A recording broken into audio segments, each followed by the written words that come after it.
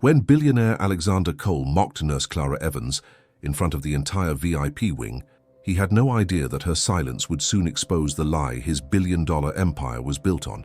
The fluorescent lights of St. Mary's Hospital cast their familiar, harsh glow across the polished floors as Clara Evans adjusted her stethoscope, the weight of another sleepless night evident in the slight tremor of her hands. She paused at the medication cart, her fingers brushing against the small silver cross pendant that had belonged to her grandmother, a talisman she touched whenever the memories threatened to surface. 3 years.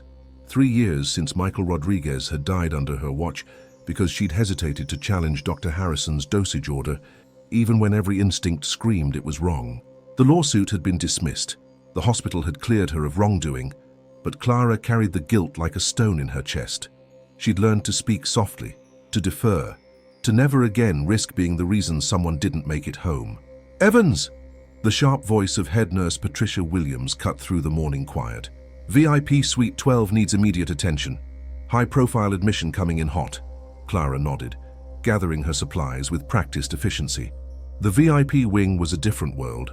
Marble floors instead of linoleum, original artwork instead of health posters, and patients who expected service more than care.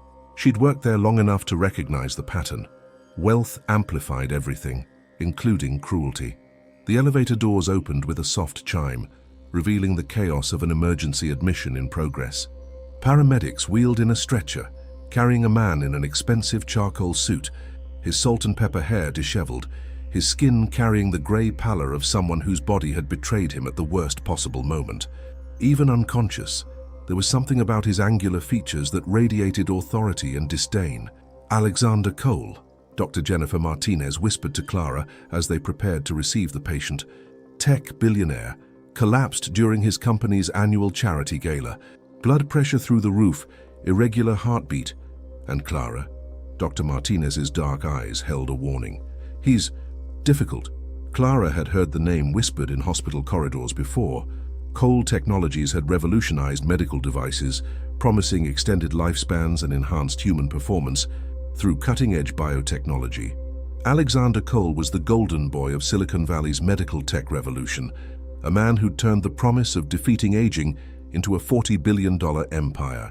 As they transferred him to the hospital bed, Clara noticed the subtle tremor in his left hand, almost imperceptible, but her trained eye caught the way his fingers contracted slightly every few seconds.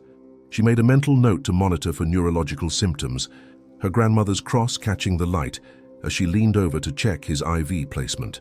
Alexander's eyes fluttered open as the sedative began to wear off, immediately focusing with the sharp clarity of someone accustomed to being in control. His gaze swept the room, taking inventory of the medical equipment, the staff, the situation he found himself in. When his eyes landed on Clara, they narrowed with the instinctive assessment of a man who categorized people as either useful or irrelevant. "Water," he commanded, his voice hoarse, but carrying the unmistakable tone of someone who'd never learned to ask for anything. Clara moved to pour him a glass, her movements careful and professional. "Mr. Cole, you're at St. Mary's Hospital. You collapsed during—" "I know where I am," Alexander interrupted, struggling to sit up despite the monitors beeping their protests. "What I want to know is why I'm being attended to by support staff instead of an actual doctor."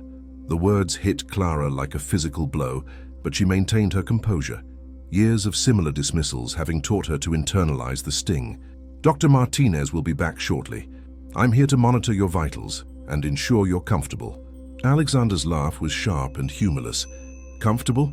I'm lying in a hospital bed having my blood pressure taken by someone whose job description is essentially medical waitress, while my company's stock price is probably hemorrhaging money because their CEO had what the media will undoubtedly call a health scare. Comfortable isn't exactly the word I'd use." Clara felt her cheeks burn, but she continued checking his monitors, noting the elevated heart rate that his cruel words had only made worse. "Your blood pressure is still concerning, Mr. Cole. The stress of—" "Don't!" Alexander cut her off, his eyes flashing with irritation. "Don't pretend you understand the kind of pressure I'm under. You take blood pressure readings. I revolutionize entire industries. There's a difference between stress and actual responsibility." The tremor in his left hand was more pronounced now. and Clara noticed how he quickly moved that hand beneath the hospital blanket when he caught her observing it. There was something there, something he was trying to hide. Her clinical instincts, honed by years of reading between the lines of patient presentations, began to whisper warnings she wasn't yet ready to hear. "Of course, Mr. Cole," Clara replied quietly, her voice steady despite the humiliation burning in her chest. "I'll let Dr. Martinez know you're awake." As she turned to leave, Alexander's voice followed her, casual and cutting. "And next time, maybe send someone with actual medical training instead of a nurse playing dress-up. Some of us actually matter in this world." Clara's hand instinctively went to her grandmother's cross as she stepped into the hallway, the silver warm against her palm. The familiar weight of being diminished, of being made small, settled over her shoulders like an old coat. But as she walked toward the nurse's station, something nagged at the edges of her consciousness, the way his tremor had worsened under stress, the slight slur in his speech that came and went, the way his pupils had reacted to light just a fraction too slowly. She'd seen these signs before in textbooks and case studies. Separately, they meant nothing. Together, they painted a picture that would terrify a man whose fortune was built on promises of perfect health and extended life. Clara Evans might have been just a nurse in Alexander Cole's eyes, but she was about to become the only person standing between him and the complete destruction of everything he'd built his identity around. The cross pendant grew warm in her palm as she realized she was facing another moment of choice: speak up or stay silent. This time, someone's life hung in the balance. This time, it might be her own. Clara found herself staring at Alexander Cole's preliminary bloodwork results at 2:47 a.m., the empty nurse's station humming with the quiet efficiency of night shift routine. The numbers didn't lie, but they weren't telling the whole truth either. Something was hiding in the margins, in the slight elevations that could be explained away by stress, in the protein markers that danced just outside normal ranges. "You're doing it again." The familiar voice of Marcus Thompson, her closest friend and fellow nurse, made her look up from the computer screen. Marcus had been her anchor through the Michael Rodriguez investigation, the only person who'd never questioned her competence or suggested she'd been careless. Tonight, his dark eyes held concern as he set down 2 cups of coffee and pulled up a chair beside her. "Doing what?" Clara asked, though she knew exactly what he meant. "That thing where you disappear into lab results like they hold the secrets of the universe." Marcus gestured toward the screen displaying Alexander's test results. "Clara, I know that look. What did you find?" Clara touched her grandmother's cross, a gesture Marcus had learned to recognize as her tell when something significant was brewing. Maybe nothing, probably nothing. But Marcus, look at these numbers. The creatine kinase levels, the inflammatory markers, the way his neurological responses were just slightly delayed during admission. Delayed how? Marcus leaned closer, his medical curiosity overriding his protective instincts. "I was there during the transfer. Guy seemed sharp as a tack, especially when he was busy humiliating you in front of half the staff." The memory of Alexander's words still stung, but Clara pushed past the embarrassment. That's just it. He was compensating. "I've seen it before in patients who are fighting early neurological decline. They overperform socially to mask the symptoms. The cruelty, the need to establish dominance. Sometimes it's a defense mechanism." Marcus frowned, scrolling through the digital chart. "Defense mechanism against what? I don't know yet." "But Marcus, what if Alexander Cole isn't just a difficult patient? What if he's a terrified one?" Before Marcus could respond, the sound of expensive leather shoes echoed down the hospital corridor. Dr. Richard Hartwell, the hospital's chief administrator, appeared at the nurses' station flanked by 2 people Clara didn't recognize, a woman in a tailored suit carrying a leather briefcase, and a man whose bearing screamed corporate security. "Nurse Evans, Doctor." Hartwell's voice carried the kind of careful neutrality that meant trouble. "These are representatives from Cole Technologies' legal department. They'd like a word with you." Clara's pulse quickened, but Marcus immediately stood, positioning himself slightly between her and the visitors. "It's nearly 3 a.m., he said calmly. "Surely this can wait until—" "Actually, it can't." The woman in the suit stepped forward, her smile perfectly professional and completely cold. "I'm Sarah Mitchell, General Counsel for Cole Technologies. Mr. Cole has expressed concerns about the level of care he's receiving, specifically regarding breaches of patient confidentiality and inappropriate speculation about his medical condition." Clara felt her stomach drop. I haven't breached any... Haven't you? Sarah's smile sharpened. Our understanding is that you've been accessing Mr. Cole's medical records outside your assigned duties, discussing his case with unauthorized personnel, and making unsubstantiated medical assessments. All of this, despite the fact that you're not qualified to interpret complex diagnostic data. The accusation hung in the air like a physical weight. Clara realized this was how it would happen again, how her voice would be silenced, her concerns dismissed, her competence questioned. Just like with Michael Rodriguez, she was being painted as the problem rather than the solution. I was monitoring his condition as part of standard nursing care, Clara said quietly, her voice steadier than she felt. If there are concerns about his neurological presentation, there are no concerns. The corporate security man spoke for the first time, his voice carrying the flat authority of someone accustomed to shutting down problems. Mr. Cole underwent comprehensive medical screening before his admission. His condition is stress-related hypertension, nothing more. Any suggestion otherwise is not only medically irresponsible, but potentially defamatory. Marcus stepped closer to Clara, his presence a silent show of support that gave her courage. Since when do corporate lawyers make medical diagnoses? Sarah Mitchell's expression didn't change. Since those diagnoses affect a publicly traded company worth $40 billion, Mr. Thompson, Mr. Cole's health is not just personal. It's a matter of investor confidence, market stability, and thousands of jobs. Rumors started by unqualified staff could have serious consequences. Dr. Hartwell cleared his throat uncomfortably. Nurse Evans, while I appreciate your diligence, perhaps it would be best if you focused on Mr. Cole's comfort and basic care needs rather than attempting diagnostic assessments. We have highly qualified specialists handling his case. Clara felt the familiar weight of being diminished settling over her, but this time something was different.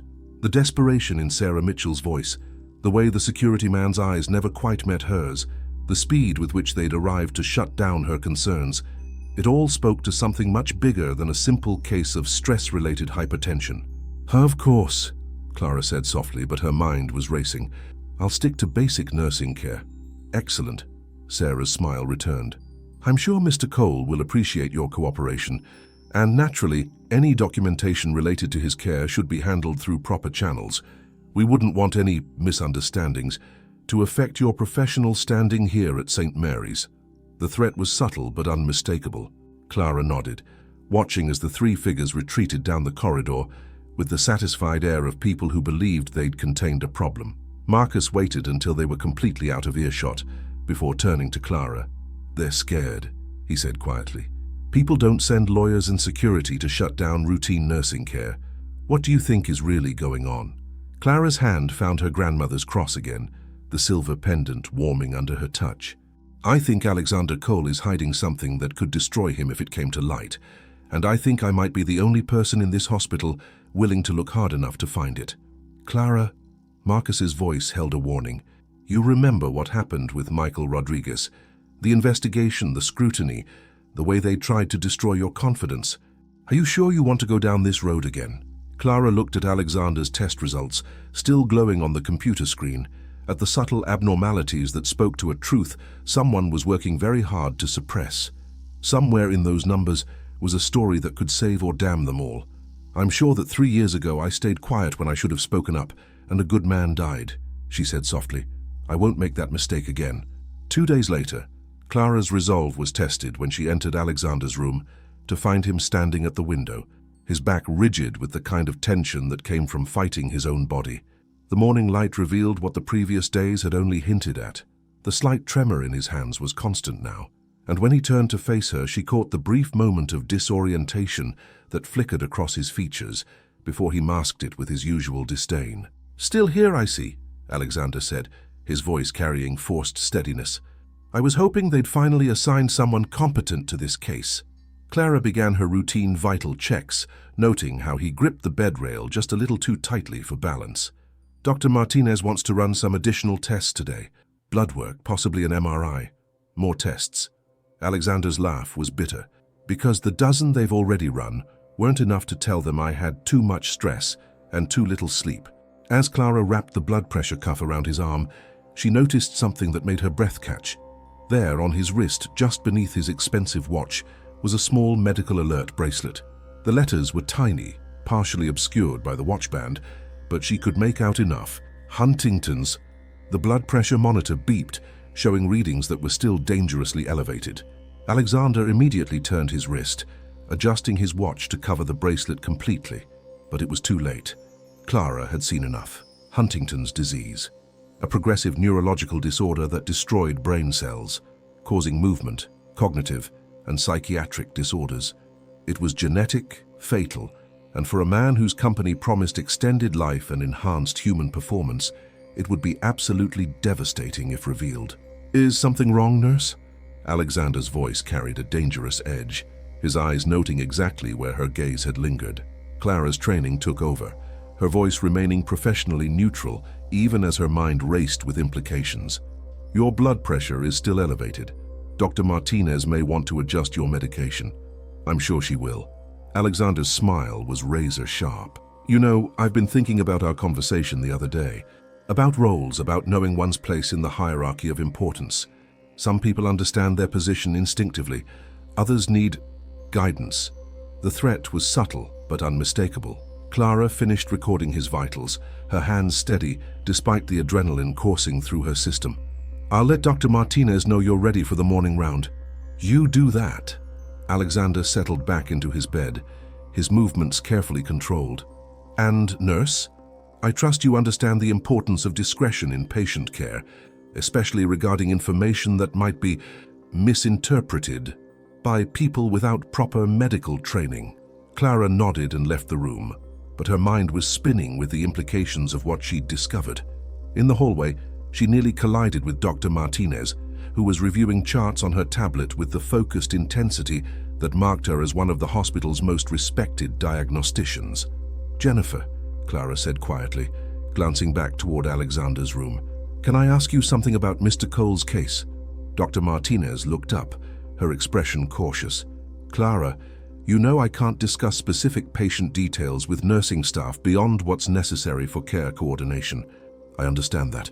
But hypothetically, if a patient presented with subtle neurological symptoms, tremors, brief disorientation, elevated stress responses, and if that patient was someone whose public image and business interests depended on appearing healthy," Dr. Martinez's expression sharpened. "Clara, what exactly are you getting at? What would you do if you suspected a patient was concealing a serious medical condition, especially if revealing that condition could have significant consequences beyond just personal health?" Dr. Martinez was quiet for a long moment, studying Clara's face with the analytical gaze she usually reserved for complex diagnostic puzzles. "I would document my observations, consult with appropriate specialists, and ensure that any diagnostic workup was thorough and complete. The patient's other concerns, financial, personal, professional, wouldn't factor into medical decision-making, even if powerful people preferred those observations remained undocumented. Especially then." Dr. Martinez's voice carried quiet steel. "Clara, if you've observed something clinically significant in Mr. Cole's presentation, it's your duty to report it through proper channels. The fact that lawyers showed up here at 3 a.m. trying to intimidate nursing staff doesn't change our medical obligations." Clara felt a surge of relief and validation. Dr. Martinez had noticed the legal intimidation tactics too, which meant she wasn't imagining the magnitude of what was happening. "What if I told you I suspect Mr. Cole has Huntington's disease?" Dr. Martinez went very still. "That's a serious accusation, Clara. Huntington's is genetic, progressive, and fatal. It would explain the symptoms you've described, but it would also mean—" She trailed off, clearly running through the implications. "It would mean his entire company is built on a lie," Clara finished. "Cole Technologies promises life extension, enhanced human performance, defeating aging and disease. If their CEO has a genetic condition that will progressively destroy his cognitive and motor functions, the SEC would investigate for fraud. Stock prices would collapse, and thousands of investors would lose everything." Dr. Martinez rubbed her temples. "Clara, are you certain about what you saw?" "Medical alert bracelet on his wrist. He tried to hide it, but I saw enough letters to be sure. Plus all the neurological signs we've both observed, the tremors, the compensation behaviors, the way his symptoms worsen under stress." "Doctor, Martinez was quiet for several moments, and Clara could practically see her weighing medical ethics against institutional pressure. Finally, she spoke.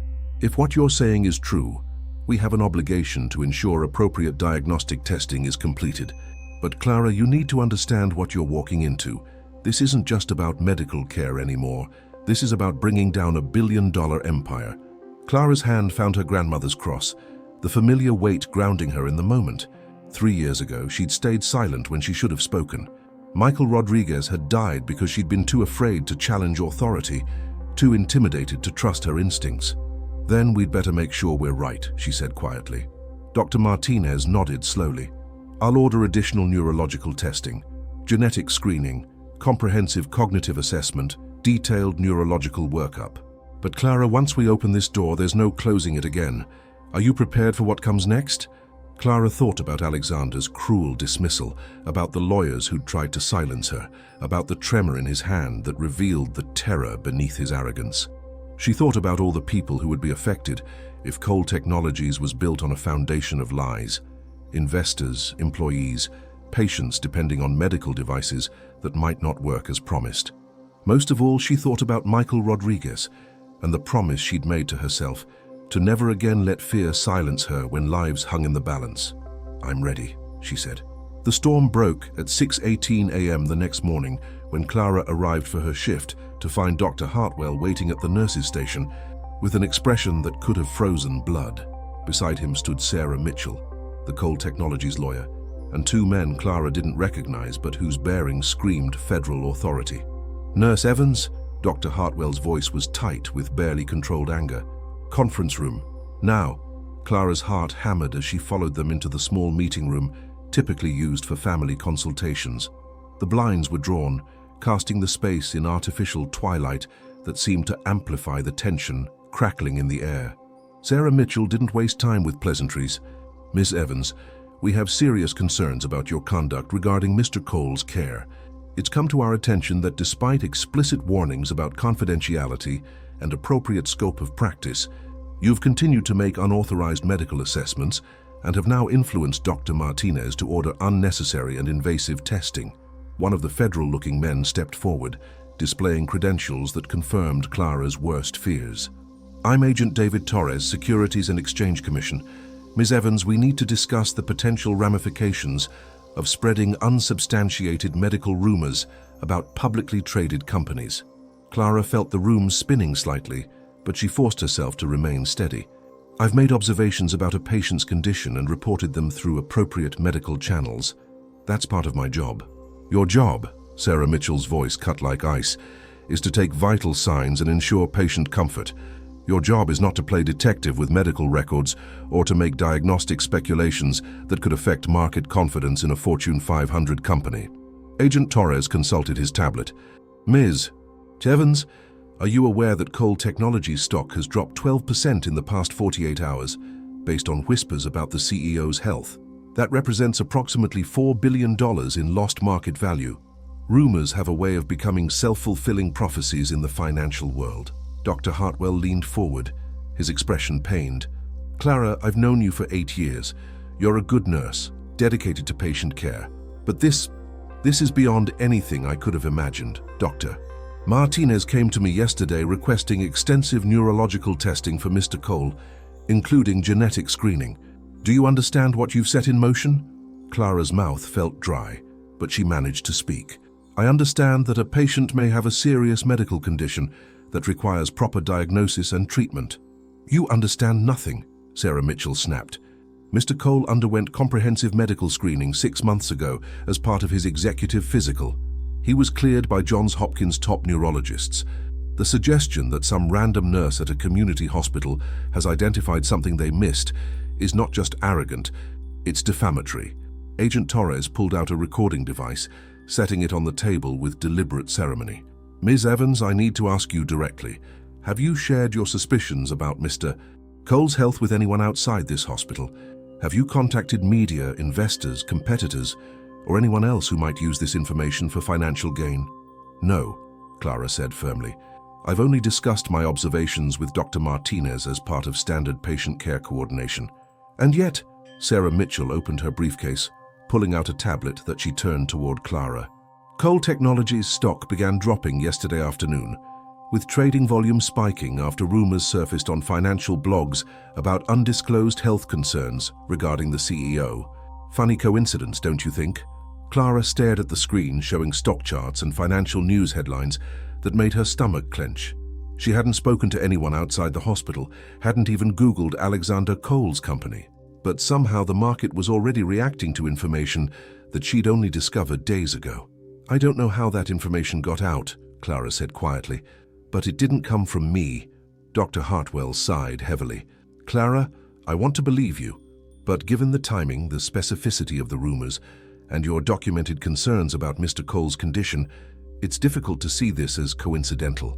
Agent Torres leaned back in his chair, studying Clara with the calculating gaze of someone trained to detect deception.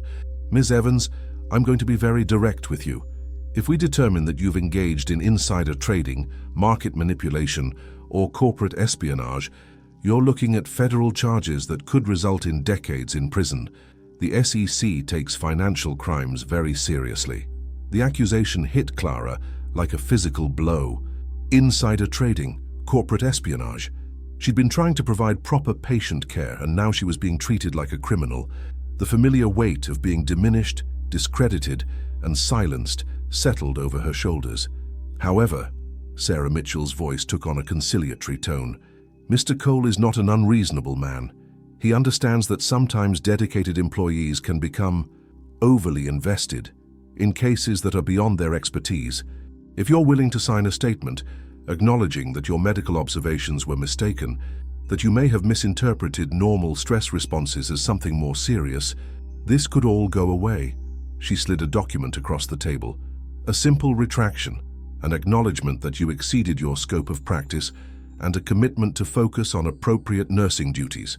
Sign this, and we can all move forward without anyone's career being unnecessarily damaged." Clara stared at the document, the words blurring slightly as she fought back tears of frustration and fear. It would be so easy to sign, to make this nightmare go away, to return to the safety of staying quiet and keeping her head down, just like she'd done 3 years ago when challenging Dr. Harrison's orders might have saved Michael Rodriguez. "I need to think about this," Clara said quietly. Agent Torres's expression hardened. "Ms. Evans, this offer won't remain open indefinitely. Market confidence in Cole Technologies is a matter of national economic interest. The longer these rumors persist, the more serious the consequences become for everyone involved." Dr. Hartwell's voice was gentle but firm. "Clara, I'm placing you on administrative leave pending the resolution of this matter. I'm sorry, but given the circumstances, I can't have you involved in patient care while these allegations are being investigated." Clara nodded, feeling numb. As she stood to leave, her hand automatically went to her grandmother's cross, the silver pendant that had been her anchor through every crisis in her life. But this time, the familiar comfort felt hollow. She was facing the same choice she'd faced 3 years ago: stay silent and safe, or speak truth and face the consequences. The difference was that this time, the consequences could destroy her completely. That night, Clara sat in her studio apartment staring at the unsigned retraction document, her laptop open to news articles about Cole Technologies' stock volatility. Marcus had brought Chinese takeout that neither of them was eating, the silence between them heavy with the weight of impossible choices. "They're going to destroy you," Marcus said finally, his voice quiet but certain. "Clara, these aren't just hospital administrators or difficult doctors. This is federal investigation territory. Prison time, career obliteration." Clara scrolled through another article, this one speculating about Alexander Cole's conspicuous absence from a scheduled board meeting. The photograph accompanying the story showed him at last month's charity gala, looking confident and commanding just hours before his collapse. But now Clara could see what others missed: the slight stiffness in his posture, the way his left hand was carefully positioned out of frame, the subtle signs of a man fighting his own body's betrayal. "Marcus, what if I'm right?" she asked softly. "What if Alexander Cole has Huntington's disease and his entire company is built on false promises?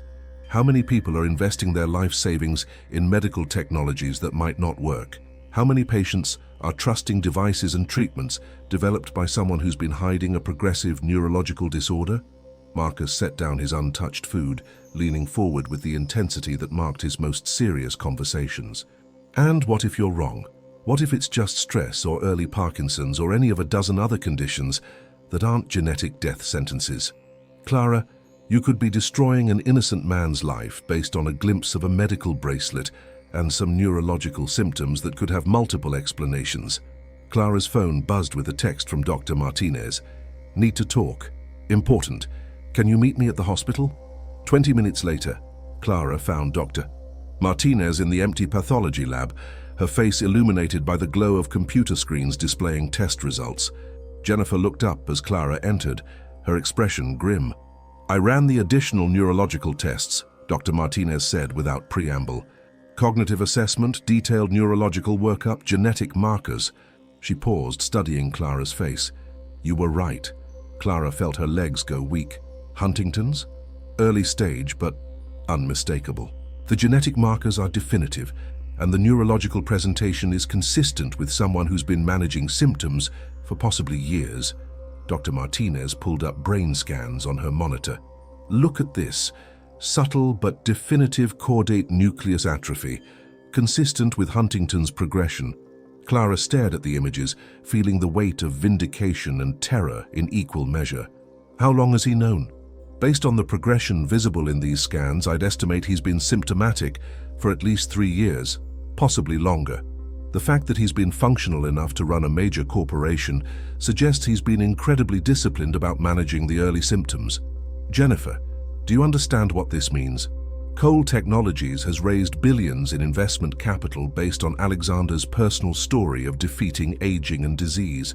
If he's been hiding a genetic condition, securities fraud, Dr. Martinez finished, massive investor fraud. Clara, this is bigger than medical ethics. This is about the integrity of the entire biotechnology market. Clara's phone rang. The caller ID showed a number she didn't recognize, but when she answered, the voice was familiar and terrifying. Ms. Evans, this is Alexander Cole. I think it's time we had a private conversation. Clara's blood went cold. Mr. Cole, I'm not currently assigned to your case. No, you're not. You're on administrative leave because you've been making unfounded accusations about my health. But I think you and I both know there's more to discuss than official medical channels allow. Dr. Martinez was watching Clara's face, clearly able to hear both sides of the conversation in the quiet lab. Meet me in the hospital chapel in 30 minutes, Alexander continued. Come alone and bring any documentation you think supports your theories about my condition. It's time to resolve this situation definitively. The line went dead. Clara stared at her phone, then at Dr. Martinez, who was already reaching for her own device. Clara, don't do this. Call security, call the FBI, call someone. This feels like what? Like a trap? Clara laughed bitterly. Jennifer, I'm already trapped. They've accused me of securities fraud, threatened me with federal charges and destroyed my career. What exactly do I have left to lose? Your life, Dr. Martinez said bluntly. Clara, think about this rationally. Alexander Cole is facing the complete destruction of his empire, prison time, and the revelation that he's terminally ill. That kind of desperation makes people dangerous. Clara stood, her decision crystallizing with sudden clarity. 3 years ago I stayed quiet when I should have spoken up, and Michael Rodriguez died. If I stay quiet now, how many more people get hurt when Cole Technologies' promises turn out to be lies? She gathered the printed test results Dr. Martinez had prepared, her hands steady despite the adrenaline coursing through her system. If something happens to me, make sure these results reach the SEC, the FDA, and every major news outlet you can think of. Clara, promise me, Jennifer, promise me that if I don't walk out of this hospital tonight, Alexander Cole's secret dies with me. Dr. Martinez grabbed Clara's arm, her grip desperate. Then don't go. Let me call Agent Torres. Let the federal investigators handle this. You don't have to be the one to bring down Alexander Cole. Clara gently extracted herself from Jennifer's grip, her grandmother's cross warm against her chest. Yes, I do. Because I'm the only one who's seen through his mask, and I'm the only one willing to risk everything to make sure the truth comes out. As Clara walked toward the chapel, her phone buzzed with one final text from Marcus. Whatever you're about to do, remember that some battles are worth fighting, even if you can't win them. The hospital chapel was small, dimly lit, and empty, except for the figure sitting in the front pew. Alexander Cole looked smaller somehow, diminished by the weight of secrets that could no longer be contained. When he turned to face her, Clara saw not the arrogant billionaire who'd humiliated her, but a terrified man facing the collapse of everything he'd built his identity around. "Thank you for coming," he said quietly. "I think it's time we stopped pretending either of us has anything left to lose." The hospital chapel felt suspended in time as Clara entered, her footsteps echoing in the sacred quiet. Alexander Cole sat in the front pew, his expensive suit rumpled, his carefully maintained facade finally cracking under the weight of secrets that could no longer be contained. "You can sit," he said quietly, no longer bothering to hide the tremor in his left hand. "I'm not going to hurt you, Ms. Evans. I think we both know I'm not the monster in this story." Clara remained standing, her hand instinctively finding her grandmother's cross. "Then what are you, Mr. Cole?" Alexander's laugh was hollow, devoid of the sharp cruelty she'd grown accustomed to. "I'm a man who's been running from the truth for so long that I forgot what it felt like to stand still." He held up his trembling hand. "Huntington's disease. Diagnosed 4 years ago. Symptomatic for probably 6. The admission hung in the air between them, simple and devastating." Clara felt her pulse quicken, not with vindication but with the profound sadness of watching someone's carefully constructed world collapse. "Why?" she asked softly. "Why hide it? Why build your fortune on lies?" Alexander was quiet for a long moment, his gaze fixed on the simple wooden cross above the altar. "Have you ever had something you loved more than your own life, Ms. Evans? Something that gave your existence meaning beyond just breathing?" Clara thought of her nursing career, of the patients she'd saved, of the promise she'd made after Michael Rodriguez died. "Yes. Cole Technologies wasn't supposed to be about me. It was supposed to be about hope. Real, tangible hope for people facing diseases that had always been death sentences. When I was diagnosed, I had a choice. I could curl up and die, or I could use whatever time I had left to build something that might help other people avoid my fate." Clara moved closer, drawn despite herself by the raw honesty in his voice. "But you marketed the company based on your personal story of overcoming health challenges. I told investors I dedicated my life to defeating degenerative disease," Alexander corrected, "which was true. I told them Cole Technologies would revolutionize treatment for conditions like Huntington's. Also true. I never claimed to have beaten anything. I just let people assume that my apparent health meant our technology worked." Clara felt the test results burning in her jacket pocket. "Do you understand what you've done? Billions in investment capital, thousands of jobs, all built on false assumptions. It does work." Alexander's voice carried quiet conviction. "Our neural interface technology has helped hundreds of Parkinson's patients regain motor function. Our genetic therapy protocols are showing promise in trials. The fact that I have a condition we haven't yet cured doesn't invalidate 4 years of legitimate research." Clara sat down heavily beside him, the weight of complexity settling over her shoulders. This wasn't simple villainy. This was a man using his terminal diagnosis as fuel to save others. "What exactly are you asking me to do?" Alexander leaned forward, his expression desperate. "Help me manage this transition responsibly. Give me 6 months to put succession plans in place, to secure funding for our most promising research, to ensure that my diagnosis doesn't become a death sentence for breakthrough medical technologies." Clara closed her eyes, feeling the weight of impossible choices. When she opened them, Alexander was watching her with vulnerable hope. "I need guarantees," Clara said finally. "Written commitments, oversight, accountability. If I'm going to help you manage this, it has to be done with complete integrity." Alexander's relief was palpable. "Whatever you need. Clara, whatever time I have left will be spent making this right." As they shook hands in the quiet chapel, Clara realized she was no longer the intimidated nurse who had been humiliated days earlier. She had become the guardian of a secret that could change the future of medical technology. 3 weeks later, Clara found herself in Cole Technologies' executive boardroom, surrounded by glass walls offering panoramic views of Silicon Valley. The transformation felt surreal, from bedside nurse to strategic advisor in the most delicate corporate transition in biotech history. Alexander sat at the conference table's head, his tremor more pronounced, but his mind sharp as ever. Beside him, Dr. Elena Vasquez, the company's chief scientific officer, reviewed clinical trial data with focused intensity. The Huntington's research program is showing remarkable progress, Dr. Vasquez reported. Gene therapy trials have slowed progression in 80% of early-stage patients. If we can maintain funding for another 18 months, we'll have the first viable treatment for a condition that's been a death sentence for centuries, Alexander finished. Eleanor, this is exactly why the transition must be managed carefully. If investor panic destroys our funding, we lose the chance to help thousands of families. Clara studied the data on her tablet, her clinical background helping her interpret the medical significance. The irony was profound. Alexander Cole, dying of Huntington's, was funding research that could save future generations from the same fate.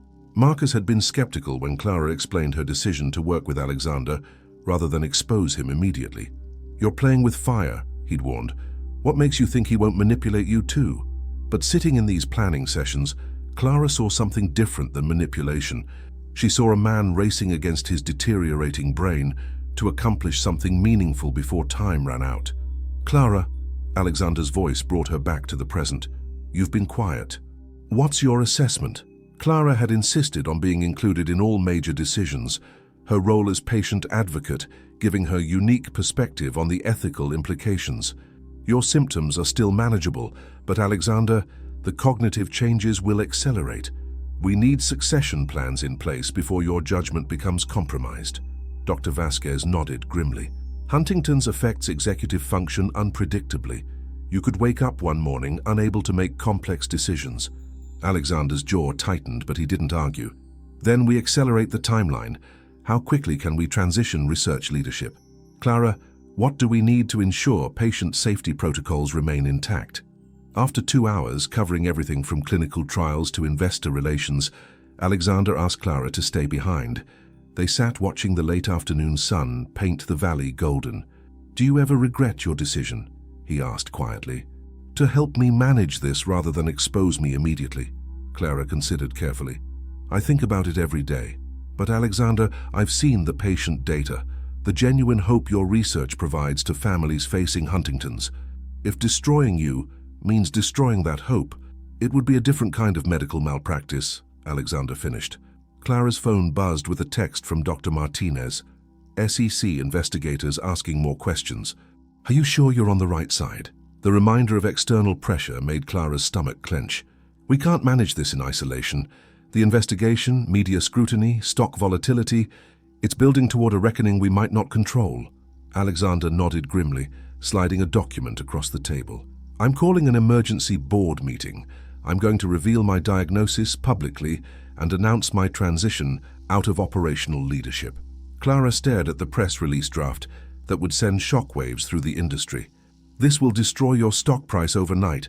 Lawsuits, investigations, complete collapse. Or it will demonstrate that Cole Technologies is bigger than any individual, including its founder." Alexander's voice carried quiet resolve. "Clara, you've shown me that hiding the truth isn't protecting anyone. It's just postponing the inevitable while making the reckoning worse. Are you prepared for what comes next?" "Prison, probably, certainly disgrace, financial ruin." Alexander smiled sadly. "But also the chance that our research continues, that the Huntington's program reaches completion, that my diagnosis becomes catalyst for breakthrough treatments rather than just scandal." Clara felt tears threatening. "You're sacrificing yourself for the research. I'm finally doing what I should have done 4 years ago, putting patient welfare above personal survival." Alexander stood carefully. "When the investigations begin, you'll be protected. I've prepared documentation showing your actions were motivated by patient safety, not financial gain." Clara extended her hand. "Alexander, you've redeemed yourself in my eyes. The man who humiliated me wasn't the real you. He was fear wearing a mask. And you taught a dying billionaire how to live with honor in his final chapter." As Clara left the building, she realized the real transformation wasn't Alexander's decision to reveal his illness. It was her journey from intimidated caregiver to moral guardian of one of the most important medical research programs of their generation. The Cole Technologies emergency board meeting buzzed with nervous energy as Clara took her position as patient welfare consultant. The executive conference room was filled with venture capitalists and pharmaceutical executives, whose combined wealth represented billions in biotech investment. Alexander entered precisely at 10 a.m., his appearance carefully managed, despite the tremor Clara knew would never disappear. He moved to his usual seat at the table's head, but something in his posture suggested this would be his final time occupying that position. "Ladies and gentlemen, I've called this meeting to address speculation about our leadership and provide transparency about factors affecting our company's future," Alexander began, his voice carrying authority despite underlying strain. Board member Patricia Wong leaned forward sharply. "Alexander, the stock volatility has been concerning. Shareholders deserve clarity about what's driving these market fluctuations." "They do," Alexander agreed, gesturing toward the large monitor. "Dr. Martinez, would you please present the medical documentation?" Clara's pulse quickened as Dr. Martinez connected her tablet to the display. The neurological test results that started this journey appeared on screen. Brain scans, genetic markers, clinical assessments telling the story of Alexander's condition with scientific precision. "These are comprehensive results for a patient with early-stage Huntington's disease," Dr. Martinez began professionally. "Genetic markers are definitive. Neurological presentation consistent with 4 to 6 years of symptom progression." The room erupted in confused murmurs. Board member David Chen raised his hand. "Dr. Martinez, why are you presenting Huntington's case studies? We should focus on business performance, not academic research." Alexander stood slowly, drawing every eye. "Dr. Martinez isn't presenting a case study, David. She's presenting my medical records." The silence was absolute, the kind that precedes earthquakes. Clara watched comprehension register on each face, expressions shifting from confusion to horror. Patricia Wong spoke first, her voice barely a whisper. "Alexander, are you saying you have Huntington's disease?" "I was diagnosed 4 years ago, and I've been managing early symptoms while leading our research programs," Alexander replied steadily. "My condition is progressing to the point where transitioning leadership is both medically necessary and ethically required." Robert Hayes stood abruptly, his face flushed. "Do you understand the legal implications of concealing a terminal diagnosis while raising capital and making strategic decisions?" "I understand I've prioritized research continuity over full disclosure," Alexander replied. "I understand this will have serious consequences for myself, our stock price, and everyone here." David Chen's voice carried barely controlled anger. "Cole Technologies raised $3 billion in investment over 4 years. Our entire narrative was built around your story of using technology to overcome health challenges. If you've been hiding genetic disease, then our investors funded Huntington's research by a CEO who has Huntington's," Alexander interrupted. "Our research isn't theoretical, it's personal, urgent, driven by someone who understands exactly what's at stake." Patricia Wong pulled out her phone. "We need damage control immediately. Stock suspension, investor communications, SEC notification. This is going to be complete disaster." Clara watched chaos unfold around Alexander, seeing how quickly concern shifted from his welfare to their financial exposure. The cruelty was subtle but unmistakable. People who'd profited from his leadership were already calculating how to distance themselves. "There's something else," Alexander continued. "The person who identified my condition was someone you'd probably consider insignificant, a nurse who noticed symptoms our expensive executive physicals missed." Every eye turned to Clara, who felt familiar weight of scrutiny from powerful people. But instead of shrinking, she stood. "My name is Clara Evans," she said quietly, her voice carrying across the silent room. "I suspected Mr. Cole's condition and insisted that patient safety required full evaluation regardless of corporate implications." Patricia Wong's expression hardened. "Are you aware your actions may have triggered collapse of a $40 billion company?" Clara met her gaze steadily, her grandmother's cross warm against her chest. "I'm aware my actions may have saved the life of a man whose disease was being hidden from researchers who might have helped him."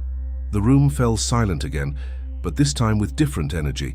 Not shock, but recognition that they were witnessing something unprecedented. Clara Evans, whom they would have dismissed as irrelevant weeks earlier, was about to change everything with words they never saw coming. Clara stood surrounded by biotechnology's most powerful figures and made a choice that would echo through the rest of her life. Instead of speaking, instead of defending herself, she simply reached into her briefcase and withdrew a single document.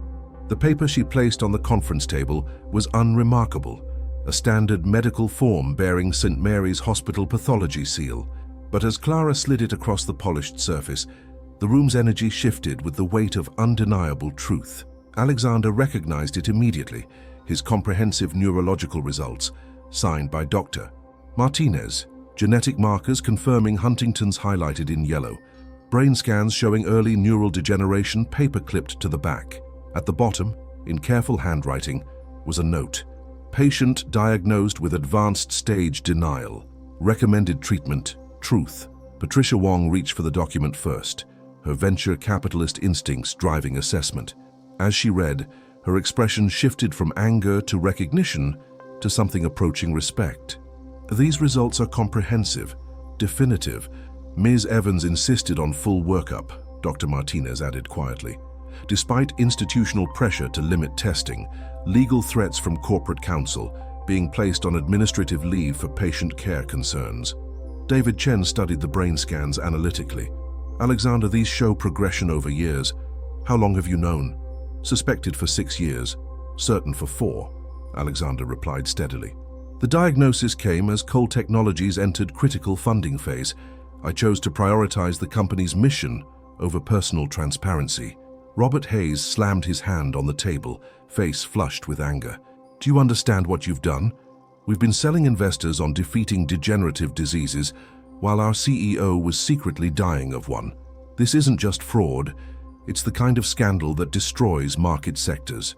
Clara watched Alexander absorb the accusation, seeing how he straightened despite his worsening tremor. But before he could respond, she spoke, not with tentative voice of an intimidated nurse, but with clear authority of someone who had looked into a complex moral crisis and emerged with unshakable certainty. Mr. Hayes, with respect, you're missing the point. The room turned toward her with surprise. These executives weren't accustomed to correction by hospital staff, but Clara's voice commanded attention. Alexander Cole didn't hide his diagnosis to commit fraud, she continued, words measured and precise. He hid it because he knew the moment his condition became public, people like you would abandon research that could save thousands of patients, sharing his disease. Patricia Wong's eyebrows rose. Ms. Evans, I don't think you understand fiduciary responsibilities. I understand that Cole Technologies developed gene therapy, slowing Huntington's progression in 80% of trial participants. Clara interrupted. I understand your neural interface technology restored motor function to hundreds of Parkinson's patients. I understand research programs funded by this fraud produced more breakthrough neurological treatments than any other company worldwide. The silence carried weight of recognition, truth more complex than simple right and wrong categories. Dr. Martinez stood beside Clara in professional solidarity. The board should know Ms. Evans discovered Mr. Cole's condition through careful clinical observation representing the highest patient care standards. She noticed symptoms our executive physicals missed, Alexander added, with genuine admiration. Symptoms I'd been successfully hiding from specialists paid to find exactly those signs. David Chen leaned back thoughtfully.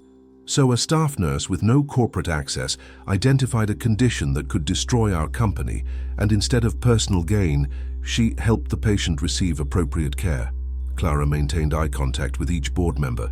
I ensured a patient with serious medical condition received proper diagnosis and treatment.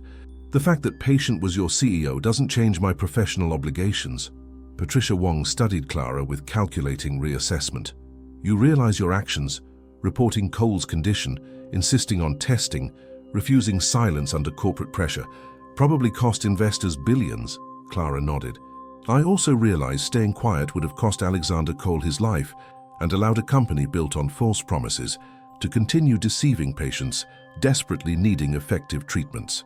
Alexander began crying, not dramatic weeping seeking sympathy, but quiet tears of a man finally releasing years of fear and isolation.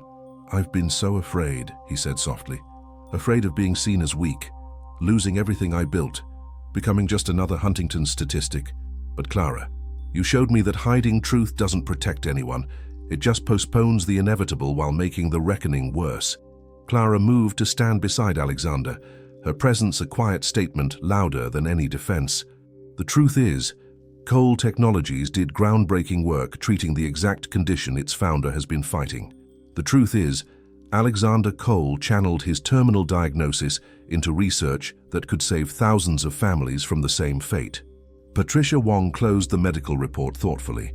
What exactly are you asking this board to do? Clara looked around at the assembled power, then back at Alexander. I'm asking you to decide whether Cole Technologies is about Alexander Cole or about the hope he's helped create for patients with nowhere else to turn.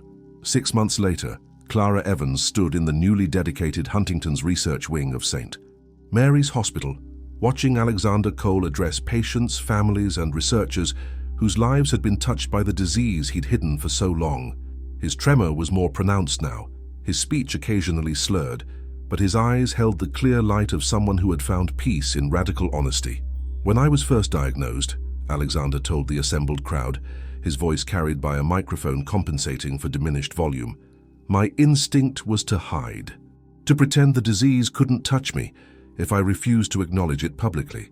But a remarkable nurse named Clara Evans taught me that the most powerful thing you can do facing terminal diagnosis is use whatever time you have left in service of something bigger than your own fear. The Cole Technologies board had made their decision 3 days after the boardroom confrontation. Rather than abandon research programs, they chose to embrace Alexander's diagnosis as validation of their work's importance. Stock prices plummeted initially, but recovered as investors recognized Cole Technologies wasn't built on false promises. It was built on desperate hope of a man racing against mortality. Clara had been offered Director of Patient Advocacy at Cole Technologies, overseeing clinical trials and ensuring research remained focused on patient welfare rather than corporate profits. The salary was 10 times her nursing wage, but more importantly, the role gave her platform to ensure Alexander's redemption didn't become another corporate fairy tale. Marcus approached during Alexander's speech, carrying coffee and wearing the satisfied expression of someone who'd watched his best friend find her true calling. Remember when you were terrified of challenging authority, he whispered. Look at you now, the woman who brought down a billionaire and helped him rebuild his legacy with integrity. Clara smiled, touching the silver cross that had been her constant companion. I didn't bring him down, Marcus. I helped him remember who he wanted to be. Dr. Martinez joined them, her tablet displaying latest Huntington's gene therapy trial results. Clara, Phase 3 results are unprecedented. 92% showing slowed progression, 60% showing actual motor improvement. Alexander's diagnosis didn't destroy Cole Technologies. It focused their research in ways that are saving lives. As Alexander concluded his remarks, he sought Clara's eyes across the crowded room. The man who had dismissed her as medical waitress now looked to her for approval that mattered more than stock prices. Clara nodded, a small gesture carrying weight of forgiveness and recognition. The SEC investigation concluded with unprecedented results. Alexander was fined heavily for failing to disclose material health information, but prosecutors declined criminal charges after reviewing evidence of genuine medical breakthroughs. The settlement judge noted that while Alexander's deception was inexcusable, positive outcomes of his research represented a unique case of fraud that inadvertently served public interest. Clara? Alexander's voice interrupted her reflection. He approached during the reception, moving carefully through well-wishers. I wanted to give you something. He held out a small wrapped package. Inside was a silver pendant, not a cross like her grandmother's, but a DNA helix that caught light with the same warm gleam. This represents genetic research your courage made possible, Alexander said softly. But more than that, it represents the idea that sometimes our greatest weaknesses can become our greatest strengths, if we're brave enough to be honest about them. Clara fastened the pendant beside her grandmother's cross, the two pieces resting together like symbols of different kinds of faith, one in divine providence, one in human resilience. What will you do now? Clara asked. Alexander's smile was peaceful in a way his arrogant mask had never allowed. I'm going to be a patient, Clara. For the first time in 4 years, I'm going to focus on my health instead of hiding from it. I'll participate in our gene therapy trials, work with families facing similar diagnoses, and use whatever time I have left to be present for the life I've been too afraid to live. Clara's phone buzzed with a message from another hospital colleague. Clara, we have a difficult patient situation here. CEO of major pharmaceutical company. ethical concerns about treatment protocols could really use your input. Clara looked at the message, then at Alexander, now surrounded by Huntington's patients and families whose lives had been changed by research, funded through his deception and redeemed through his honesty. She thought about the silver cross that had carried her through every moral crisis and the DNA pendant representing her willingness to fight for complicated truth. "Marcus," she called to her friend, "I think I have another case that needs our attention." As Clara Evans walked out of the hospital where her transformation began, she carried knowledge that the most important battles aren't between good and evil, but between easy answers and complicated truths that require us to be better than we ever thought possible. The pendant caught afternoon light, and Clara realized she was no longer afraid of silence that preceded difficult conversations. She had learned that silence, wielded with wisdom and courage, could be the most powerful voice of all. If this story touched you, share it with someone who needs to remember that even our greatest weaknesses can become sources of strength when we're brave enough to face them honestly. Sometimes the most important healing begins not when we hide our struggles, but when we find the courage to let them be seen.